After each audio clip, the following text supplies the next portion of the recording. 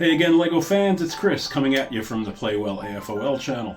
As I promised last time around, in this video we are going to do a speed build and a review of LEGO's Speed Champions McLaren set. This set includes the new McLaren Solus GT and their classic Formula One race car. So, how about we get right to it? We'll unbox the set, pour out the pieces, and get the build taken care of. When we're finished with that, we'll come right back here for a detailed review.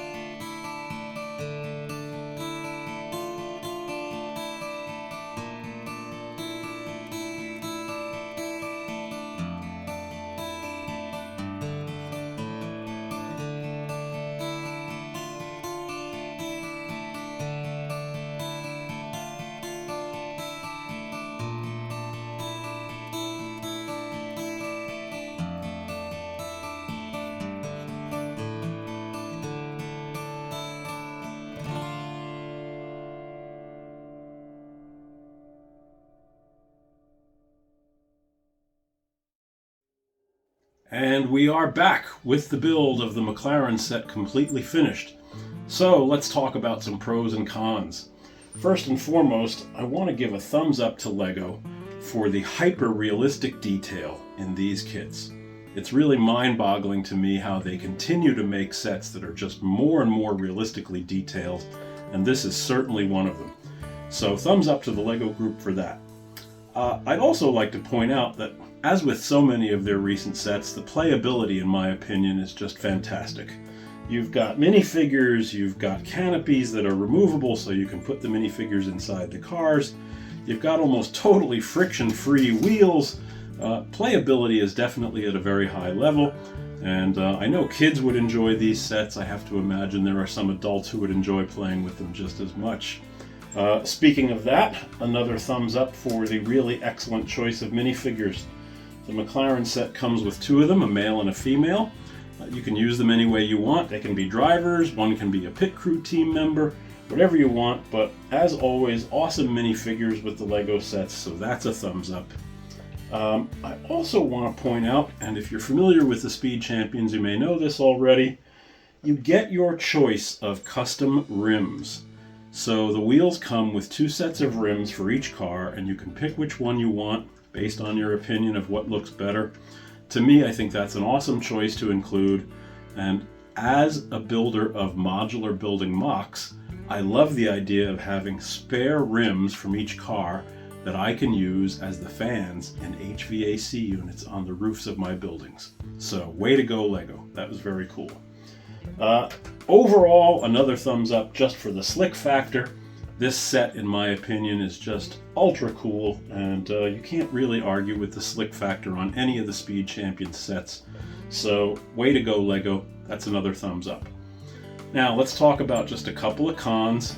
First and foremost, stickers. If you've watched any of my other videos, you know that I generally don't put stickers on my LEGO kits, and I'm not a big fan of them overall. The Speed Champions set does come with a bunch of stickers, and I'm a little confused by that because there are also some pre-printed elements in these vehicles.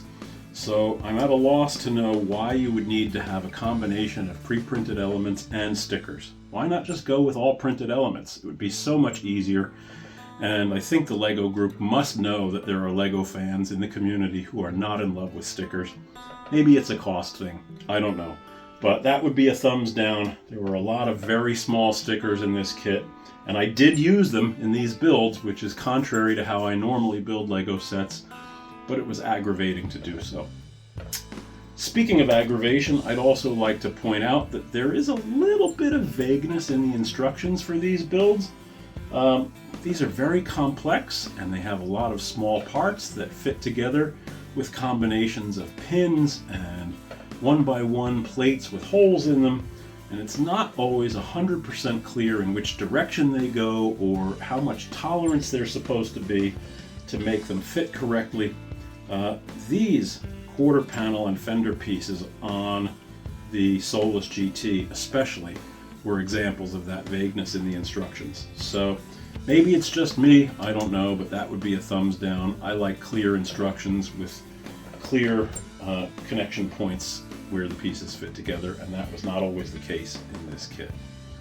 Finally, I want to point out that the Speed Champions sets are marketed for an audience of 9 and up, and yet each of these vehicles took me over an hour to build. Now, that may be fine for an adult who's really enjoying all the intricacy of fitting all these small parts together.